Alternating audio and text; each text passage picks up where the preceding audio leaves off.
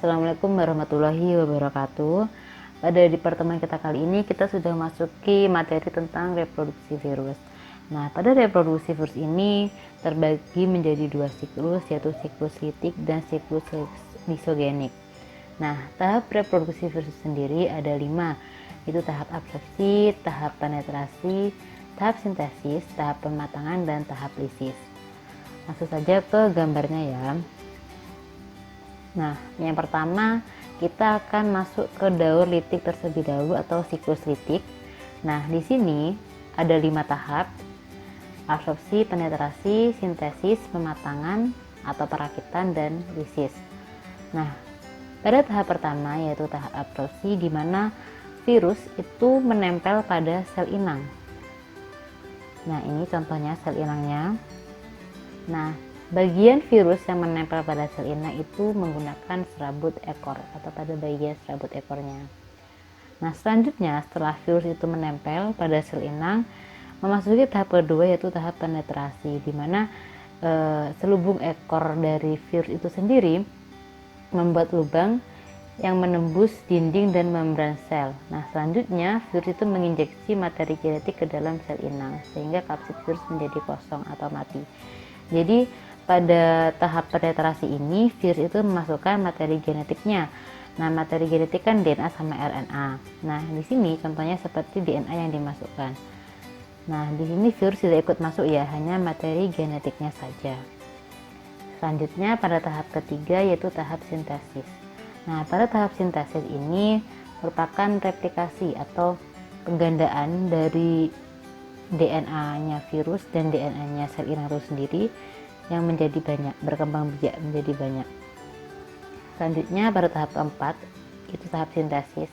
Nah, pada tahap ini yaitu proses perakitan dari struktur virus itu sendiri. Jadi mulai kapsidnya, ekornya, virus itu tapi masih terpisah, belum berbentuk secara utuh.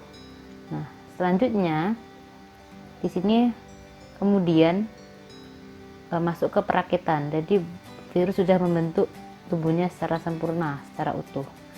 Nah, lalu tahap kelima, tahap lisis. Di sini virus dibantu oleh enzim lisozim untuk merusak dinding sel inang.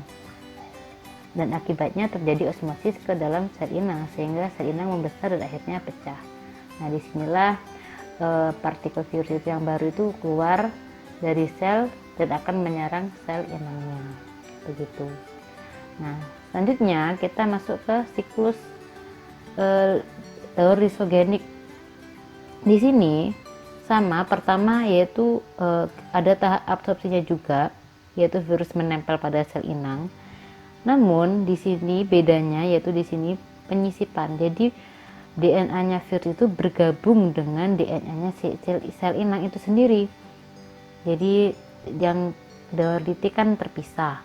Sedangkan yang daur lisogenik itu DNA bergabung dengan DNA-nya sel inang.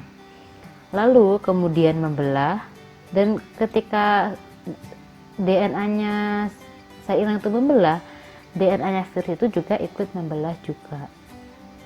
Nah, setelah itu memisah, dan setelah pemisahan ini masuk ke tahap penetrasi di daur litik. Seperti itu. Nah, yang membedakan daur litik sama daur lisogenik ini secara dasarnya adalah